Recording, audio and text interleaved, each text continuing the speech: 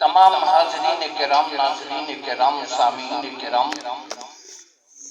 Stage پر بیٹھے ہوئے علماء کرام، حفاظ و قراء حضرات، ائمہ حضرات، مداحان خیر الانام، شعراء اسلام، دانشوران قوم و ملت، اور السلام علیکم، السلام علیکم ورحمۃ اللہ وبرکاتہ۔ نحمد صلی علی رسول کریم، واعوذ باللہ من الشیطان الرجیم، بسم اللہ الرحمن الرحیم، وَأَقِمِ الصَّلَاةَ طَرَفَيِ النَّهَارِ وَزُلَفًا مِنَ اللَّيْلِ إِنَّ الْحَسَنَاتِ يُذْهِبْنَ السَّيِّئَاتِ ذَلِكَ۔ در رسول سے راز کیا نہیں ملتا، کوئی پلٹ کرنا خالی گیا مدینے سے، اور اپنی ستاری کا یا رب واسطہ، اپنی ستاری کا یا رب واسطہ، ہونا رسوا پر سرے بازار ہم، اور تمنا اس کی نہیں ہے کہ سر پہ تاج رہے، تمنا اس کی نہیں ہے کہ سر پہ تاج رہے، فقیر ہوں میں فقیرانہ ہی مزاج رہے، اور میرے خدایا میری التجا ہے بس اتنی، میرے خدایا میری التجا ہے بس اتنی، تیرے رسول کے صدقے میں میری لاج رہے۔ سبحان اللہ۔ برادران اسلام، قابل مبارکباد ہے اراکین انجمن روضہ رسول، محلہ صدراول پورا بروضہ باغ، جنہوں نے یہ خوبصورت نورانی بزم سجائی اور اس ناچیز کو صدارت کا منصب دیا، مجھ جیسا نااہل کمزور کو جاہل میں حاضر ہوئے اور رسول یا رسول اللہ، مجھ سے فلاں گناہ ہو گیا، مجھ کو اس کی سزا دیجئے۔ آج صبح سے شام تک ہم اور آپ کتنا گناہ کرتے ہیں، غیبت، چغلخوری، جھوٹ، بہتان، جھوٹا الزام، کیسے کیسے گناہ کرتے ہیں، لیکن کبھی ہم کو یہ توفیق نہیں ہوتی کہ خدا کی بارگاہ میں ہم اور آپ جا کر توبہ و استغفار کرے۔ لیکن اس صحابی رسول سے کوئی گناہ صادر ہوا تھا، وہ بارگاہ رسالت میں حاضر ہوئے اور عرض کیا یا رسول اللہ، مجھ سے فلاں گناہ ہو گیا ہے، مجھ کو اس کی سزا دیجئے۔ رسول پاک صلی اللہ علیہ وسلم خاموش رہے۔ اتنے میں رب العالمین نے سیدنا حضرت جبریل امین کو یہ آیت مبارکہ دے کر بارگاہ رسالت میں پیش کرنے کا حکم دیا۔ اے جبریل، میرے محبوب کی بارگاہ میں یہ آیت مبارکہ لے کے پہنچو۔ یہی نازل ہوئی تھی، وَأَقِمِ الصَّلَاةَ طَرَفَيِ النَّهَارِ وَزُلَفًا مِنَ اللَّيْلِ إِنَّ الْحَسَنَاتِ يُذْهِبْنَ السَّيِّئَاتِ ذَلِكَ ذِكْرَى لِلذَّاكِرِينَ۔ نماز قائم کرو دن کے دونوں کناروں میں اور رات کے کچھ حصوں میں، بے شک نیکیاں گناہوں کو دور کر دیتی ہیں۔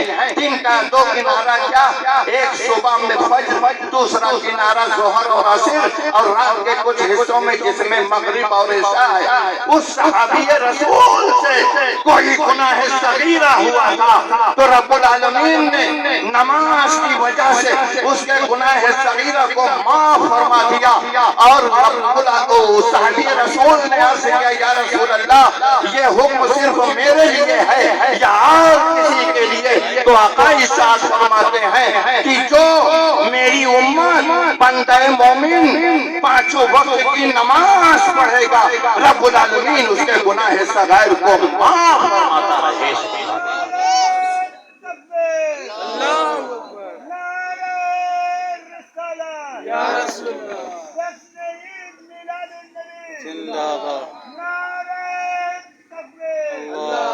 لگتا ہے یہی ایک آدمی سمجھ پایا ہے اس ناچیز کی گفتگو۔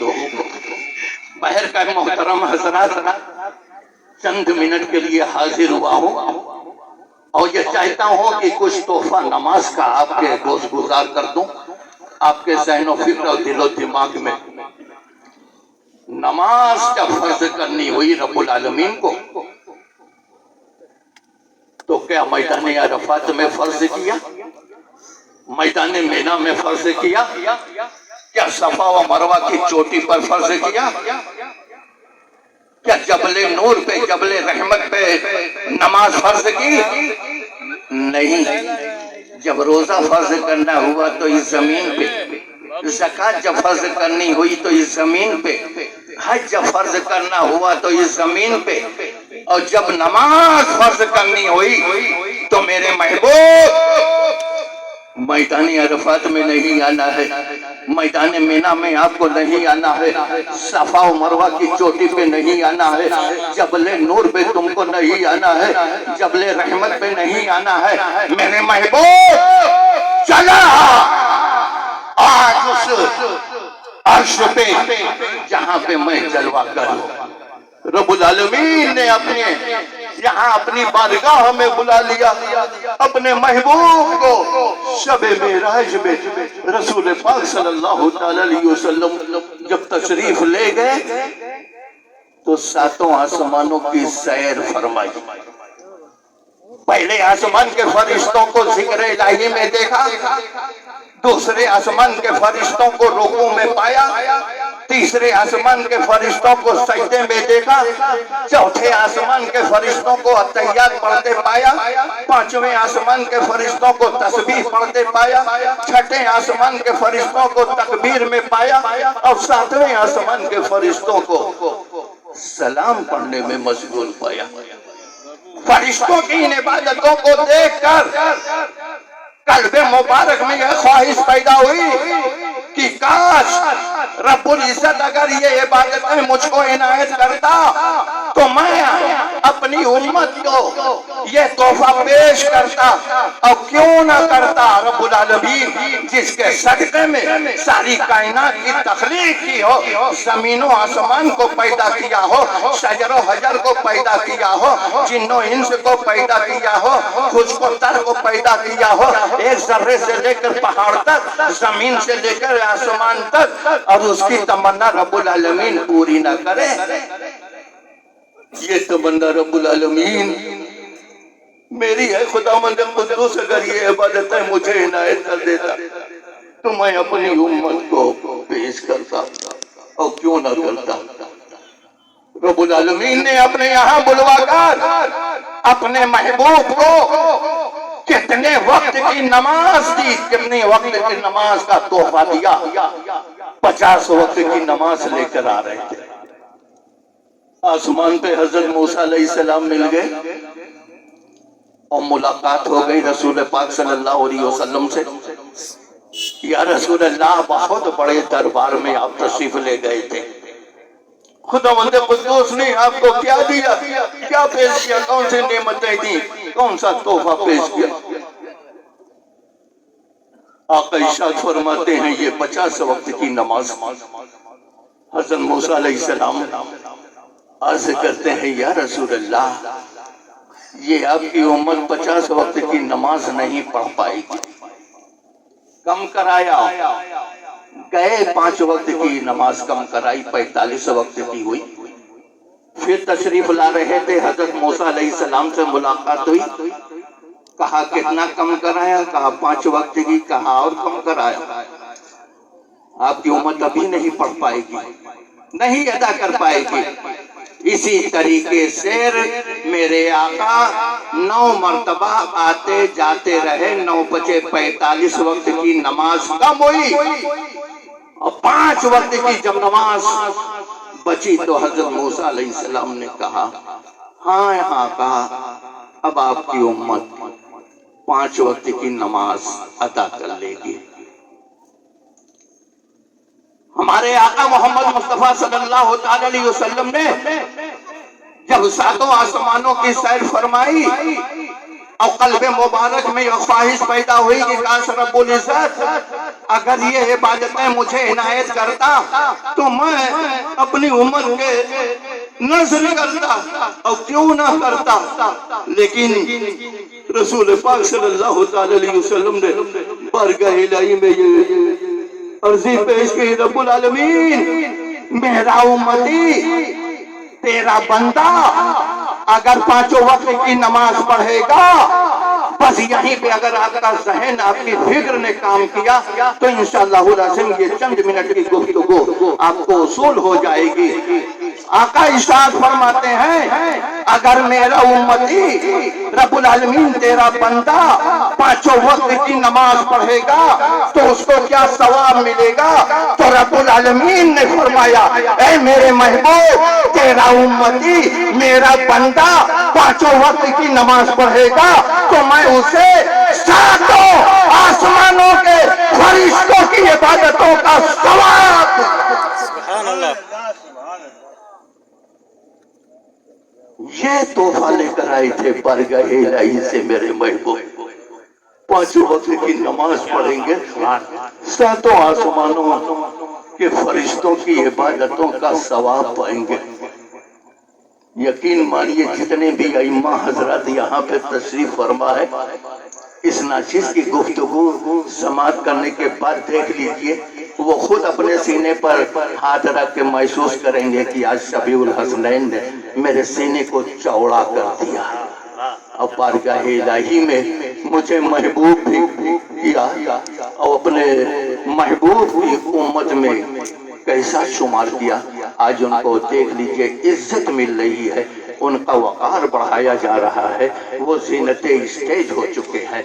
अब मैं मुनासिब और बेहतर ये समझता हूँ कि अब यहीं पे अपनी गुफ्तगू को मैं ख़त्म कर दूँ, इसलिए कि हमारे करम फरमा आप रूह अहले सुन्नत मुस्लिह कौम मिल्लत शहंशाह खिताबत हुजूर अल्लामा मौलाना मोहम्मद आफ्ताब आलम साहब क़िबला बरकाती नायब प्रिंसिपल मदरसा फैजुल उलूम अम्बेडकर नगर ज़ीनते स्टेज हो चुके हैं, उनका बयान समाप्त करना है और यकीनन आज उनसे कुछ ना कुछ हासिल करना है। बस मैं दुआओं का तालिब हूँ। वमन तबाल हुदा व आखिर दावाना अनिल हम्दुलिल्लाहि रब्बिल आलमीन। अस्सलामु अलैकुम व रहमतुल्लाहि व बरकातुहू। सुभान अल्लाह। इस्लाह माशरा और तालीमी बेदारी कॉन्फ्रेंस, समाज सुधार वो शिक्षा के प्रति जागरूकता कार्यक्रम का इनेकाद पजीर किया गया है, इनेकाद किया गया है। हमारा जहन थक जाता था तब हमारे जलसे शुरू होते थे। बड़ा शिकवा लोगों का होता था, हमारे जलसों में इंजीनियर नहीं आते, वकला नहीं आते, पढ़ा लिखा तबका नहीं आता। हमारे अइम्मा इकराम की मजबूरी होती है कि जो है उन्हें सुबह में फजर में उठना है, वो 12 बजे के बाद चले जाते हैं। हमारे काशिफ भाई जो है अलहाज कमालुद्दीन साहब, जो मैं उनका शागिर्द रशीद रहा हूँ और अलहाज कमालुद्दीन साहब के साहबजादे मोहम्मद काशिफ साहब फरमा है, हम उनका इस्तकबाल करते हैं। तो मैं अर्ज कर रहा था, फैजान हक्कानी फाउंडेशन ने प्लेटफॉर्म ऐसा अता किया है कि सिर्फ 5 जाए और इसमें जो बात की जाए हमारे माशरे में जो बिगाड़ है, हमें कारोबार कैसे करना है, हमारे उठने बैठने का तरीका क्या होना चाहिए, हमें अपने बड़ों से बोलने का सलीका क्या होना चाहिए। फैजान हक्कानी फाउंडेशन का कयाम इसी वजह से हुआ है, जिसके सचिव यहाँ बैठे हुए हैं मास्टर मेराज आलम साहब, और हम देख रहे हैं अब्दुल महबूब एडवोकेट साहब जो फैजान हक्कानी फाउंडेशन के कानूनी सलाहकार हैं, आज वो यहाँ पे बैठे हुए हैं। आलम भाई हमारी हर मोड़ पे मदद करते रहे हैं और फैजान हक्कानी फाउंडेशन को इतनी बुलंदी जो अता हुई है, डीजे के खिलाफ जो हमने मुहिम चलाई थी, उस मुहिम में एक बड़ा रोल अदा किया है आलम सूचना न्यूज ने। सूचना न्यूज का एक बहुत बड़ा किरदार रहा है कि 12 रबीउल अव्वल के मौके पर जो ये इतना खुशगवार माहौल इस बार हमें देखने को मिला, तो जाहिर सी बात है हमें हर प्लेटफॉर्म पे फैजान हक्कानी फाउंडेशन को लोगों ने सराहा है, हर तबके के लोगों का मदद हमें हासिल है, इस वजह से यहाँ पहुंचे हैं। हमें अभी एक बसीरत अफरोज गुफ्तगू समाप्त करनी है, तालीम जिसे हजरत अल्लामा मौलाना आफ्ताब आलम साहब से, लेकिन एक खूबसूरत लहजा है, वो जो पूरे हिंदुस्तान का सफर करता हुआ वो लहजा नजर आता है।